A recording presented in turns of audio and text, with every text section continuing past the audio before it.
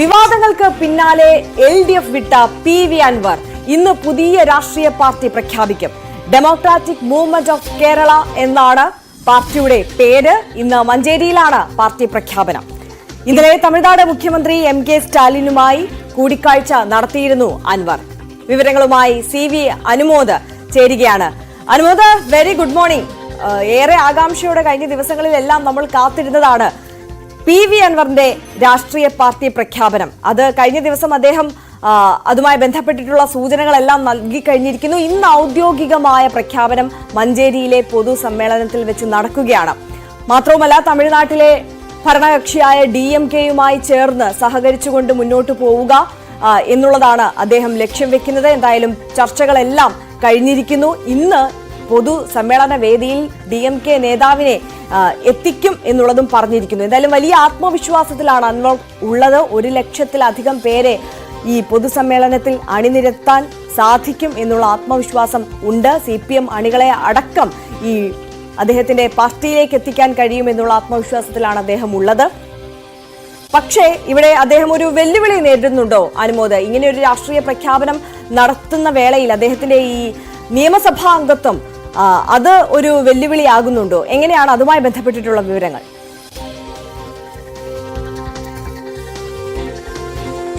Good morning Krishnendu. ഏറ്റവും പ്രധാനപ്പെട്ട കാര്യം അൻവറിന്റെ പാർട്ടി പ്രഖ്യാപനം ഇന്ന് വൈകുന്നേരം 5 മണിക്ക് മഞ്ചേരിയിൽ നടക്കുന്നു എന്നുള്ളതാണ്. അതിനു മുമ്പായിട്ട് അദ്ദേഹം കഴിഞ്ഞ ദിവസം ചെന്നൈയിലെത്തി DMK നേതാക്കളുമായി കൂടിക്കാഴ്ച നടത്തി. അദ്ദേഹം പ്രഖ്യാപിക്കാനിരിക്കുന്ന പാർട്ടിയുടെ പേര് ഡെമോക്രാറ്റിക് മൂവ്മെന്റ് ഓഫ് കേരള, അതിന്റെ ചുരുക്കപ്പേരും DMK എന്നുള്ളതാണ്.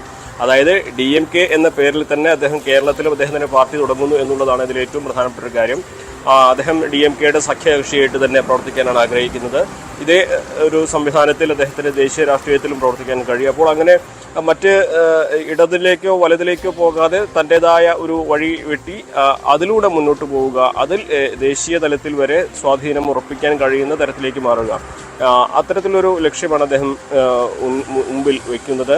അദ്ദേഹത്തിന്റെ പാർട്ടിയിൽ അദ്ദേഹം നേരത്തെ അൻവർ പലപ്പോഴും പറഞ്ഞിട്ടുള്ളതുപോലെ മലയോര കർഷകരുടെ പ്രശ്നങ്ങൾ, ന്യൂനപക്ഷങ്ങളുടെ പ്രശ്നങ്ങൾ, അതേപോലെ പോലീസ് കാരണം പീഡിപ്പിക്കപ്പെട്ട പ്രശ്നങ്ങൾ, അങ്ങനെ ജനങ്ങളുടെ എല്ലാ വിഷയങ്ങളും അദ്ദേഹം കൈകാര്യം ചെയ്യാൻ അല്ലെങ്കിൽ ഉൾക്കൊള്ളുന്ന തരത്തിലേക്ക് ഒരു പാർട്ടിയാണെന്ന് പറയുമ്പോഴും മലയോര മേഖലകൾ കേന്ദ്രീകരിച്ചാണ് അദ്ദേഹത്തിന്റെ ഇതുവരെയുള്ള നമുക്ക് മനസ്സിലാക്കാൻ കഴിയുന്ന മലയോര മേഖല കേന്ദ്രീകരിച്ചായിരിക്കും അദ്ദേഹത്തിന്റെ പ്രവർത്തനം കൂടുതലുണ്ടാവുക. അപ്പോൾ അവിടെയും നമ്മൾ കാണേണ്ട ഒരു കാര്യം, ഇത്തരത്തിൽ ഏറ്റവും അധികം പ്രശ്നങ്ങൾ അനുഭവിക്കുന്ന മേഖലകൾ നമുക്കറിയാം. നിലമ്പൂരിൻ്റെ അതിർത്തി പ്രദേശങ്ങൾ, അത് തമിഴ്നാടുമായി അതിർത്തി പങ്കിടുന്നതാണ്. പാലക്കാടിൻ്റെ അതിർത്തി പ്രദേശങ്ങൾ, അവിടെയും തമിഴ്നാടുമായി അതിർത്തി പങ്കിടുന്നുണ്ട്. തൃശ്ശൂർ, അതേപോലെ തന്നെ ഇടുക്കി. അങ്ങനെ നോക്കുമ്പോൾ DMK-ക്ക് സ്വാധീനമുള്ള തമിഴ്നാടിൻ്റെ മേഖലകളുമായി അതിർത്തി പങ്കിടുന്ന കേന്ദ്രങ്ങളിലായിരിക്കും അദ്ദേഹത്തിൻ്റെ പ്രവർത്തനം കൂടുതലുണ്ടാവുക.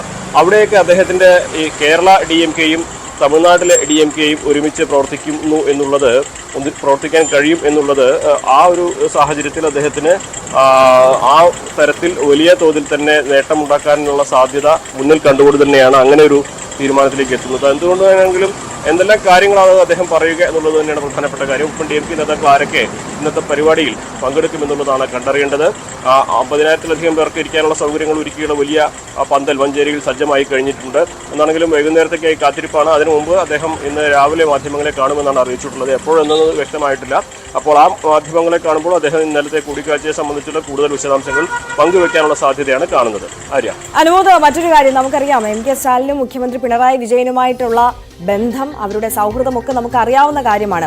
അപ്പോൾ അതിനിടയിലാണ് ഈ DMK-യുടെ സഖ്യകക്ഷിയായി അൻവറിന്റെ പാർട്ടി പ്രവർത്തിക്കുന്ന ഒരു സാഹചര്യത്തിലേക്ക് കാര്യങ്ങൾ എത്തി നിൽക്കുന്നത്. അവിടെ അൻവർ രാഷ്ട്രീയമായി എതിരാളിയായി നിൽക്കുന്ന സാഹചര്യമാണ് CPM-നുള്ളത്.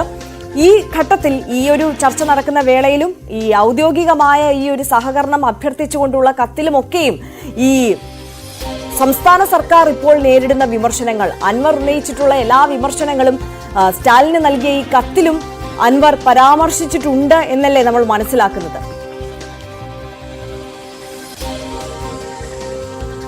തീർച്ചയായും അൻവറിനെ സംബന്ധിച്ച് രാഷ്ട്രീയമായിട്ടൊരു ലക്ഷ്യവുമായി മുന്നോട്ട് പോകുമ്പോൾ അദ്ദേഹം ഇത്തരത്തിലൊരു പാർട്ടി രൂപീകരിക്കാനുള്ള സാഹചര്യം, എന്തുകൊണ്ട് ഇടതുപക്ഷം വിടാനുള്ള സാഹചര്യം, ഇതൊക്കെ അദ്ദേഹം വിശദമാക്കുമെന്ന് ഉറപ്പാണ്. അതിൽ സംശയങ്ങളൊന്നും വേണ്ട. പക്ഷേ നമ്മളിവിടെ വേറൊരു കാര്യം കാണേണ്ടതുണ്ട്. ഈ ഇടതുപക്ഷവും വലതുപക്ഷവും ഒക്കെ DMK-യോട് സഹകരിച്ച് പോകുന്ന സാഹചര്യമാണുള്ളത്. അപ്പോൾ അൻവർ അദ്ദേഹത്തിൻ്റെ ആ DMK എന്ന ഒരു കേരളത്തിൽ DMK എന്ന ചുരുക്കപ്പേരിലൊരു പാർട്ടി രൂപീകരിച്ച് അത് മുന്നോട്ട് പോകുമ്പോൾ അത് സമാന്തരമായിട്ട് തന്നെ പോകാനുള്ള ഒരു സാധ്യത തന്നെയാണ് കാണുന്നത്. ഇടതുപക്ഷത്തിന് ഇത് തലവേദനയാകുന്ന സാഹചര്യമൊന്നും ഉണ്ടാവില്ല. അതിനെല്ലാം അപ്പുറത്ത് നമ്മൾ മറ്റൊരു കാര്യം കാണേണ്ടതുണ്ട്. നിലമ്പൂരിൽ ഈ DMKക്കുള്ള സ്വാധീനം, നിലമ്പൂരിന് അതിർത്തി പങ്കിടുന്ന നീലഗിരിയും എല്ലാം വളരെ അടുത്തടുത്ത മേഖലകളാണ്. അപ്പോൾ അവിടെ നിന്നും നേതാക്കൾക്ക് ഈ നിലമ്പൂർ ഇടപെട്ട് നിലമ്പൂരിൽ എത്തി പ്രവർത്തിക്കാനുള്ള സാഹചര്യം ഉണ്ടാകും.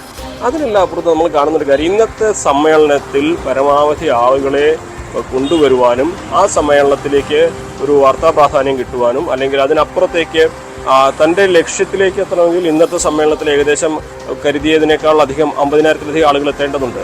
എങ്കിൽ മാത്രമേ തൻ്റെ ഒരു കരുത്ത് അദ്ദേഹത്തിന് തെളിയിക്കാനാകൂ. അപ്പോൾ അതിനൊക്കെ ഇന്നലത്തെ ഈ കൂടിക്കാഴ്ചയുടെ വാർത്തകൾ വഴിവെക്കുമെന്ന് ഉറപ്പാണ്. അപ്പോൾ സ്വാഭാവികമായിട്ടും DMK കൂടിക്കാഴ്ച കഴിഞ്ഞ ശേഷം അൻവർ നടത്തുന്ന സമ്മേളനം അൻവർ എന്തെല്ലാം പറയുമെന്ന് കേൾക്കുവാൻ ആൾക്കാർ ആഗ്രഹം ഉണ്ടാവും. അങ്ങനെ അൻവറിനെ കേൾക്കുവാൻ ആളുകൾ എത്തും. അപ്പോൾ അത്തരത്തിലൊരു ഉദ്ദേശം കൂടി ഈ പ്രഖ്യാപനത്തിന് തലേ ദിവസം അദ്ദേഹം ചെന്നൈയിലെത്തി DMK നേതാക്കളെ കണ്ടതിന് പിന്നിലുണ്ട്. അത് കേരള രാഷ്ട്രീയത്തിൽ എന്ത് സ്വാധീനം ഉണ്ടാക്കുമെന്ന് നമുക്കിപ്പോൾ പറയാനാകില്ല. പ്രത്യേകിച്ച് ഇടതുപക്ഷത്തുമായി ഇടഞ്ഞു നിൽക്കുന്ന ഒരു MLA അങ്ങനെ DMKയുടെ ഭാഗമാവുന്നതിനെ കുറിച്ച് പിണറായി വിജയനും സ്റ്റാലിനും തമ്മിൽ തർക്കമുണ്ടാവേണ്ട കാര്യമില്ല. കാരണം നിലവിൽ തന്നെ കേരളത്തിൽ UDF-ഉം LDF-ഉം രണ്ട് തട്ടിലാണ്. പക്ഷേ അവർ ഒരുമിച്ചാണ് DMK-യുമായി സഖ്യത്തിലുള്ളത്. അപ്പോൾ അത് ഒരു തരത്തിലും വിഷയമാകേണ്ട സാഹചര്യം നിലവിലില്ല. കാരണം നിലവിൽ കേരളത്തിൽ സഖ്യത്തിലല്ലാത്തവർ പോലും കേരളത്തിന് പുറത്ത് DMK-യുമായിട്ട് സഖ്യത്തിൽ ഏർപ്പെട്ടുകൊണ്ട് പ്രവർത്തിക്കുന്നുണ്ട്. അപ്പോൾ അത്തരത്തിലൊരു വിഷയത്തിലേക്കുള്ള കാര്യങ്ങളൊക്കെ നമുക്ക് കണ്ടു തന്നെ അറിയേണ്ടതാണ്. എന്ത് തന്നെയാണെങ്കിലും വലിയ തോതിൽ ഒരു സസ്പെൻസ് നിലനിർത്തുവാൻ അൻവറിന് സാധിച്ചിട്ടുണ്ട്. ആ സസ്പെൻസ് നിലനിർത്തിക്കൊണ്ട് തന്നെ അദ്ദേഹം മുന്നോട്ട് പോകുന്നുണ്ട്. ഇന്നത്തെ സമ്മേളനത്തിൽ അതുകൊണ്ട് തന്നെ നമുക്ക് അദ്ദേഹത്തെ കേൾക്കുവാനും കാണുവാനും ഒരുപാട് പേർ എത്താനുള്ള സാധ്യത ഈ ഒരൊറ്റ കാര്യം കൊണ്ട് തന്നെ നമ്മൾ കാണുന്നുമുണ്ട്. തീർച്ചയായും അനുമോദ്, CV അനുമോദാണ് വിശദാംശങ്ങൾ നൽകിയത്. എന്തായാലും PV അൻവറിന്റെ പാർട്ടി, രാഷ്ട്രീയ പാർട്ടി ഡെമോക്രാറ്റിക് മൂവ്മെന്റ് ഓഫ് കേരളയുടെ ഔദ്യോഗിക പ്രഖ്യാപനം ഇന്ന് മഞ്ചേരിയിലെ പൊതു സമ്മേളനത്തിൽ നടക്കുകയാണ്. വൈകിട്ട് 5 മണിക്കാണ് പൊതുസമ്മേളനമുള്ളത്.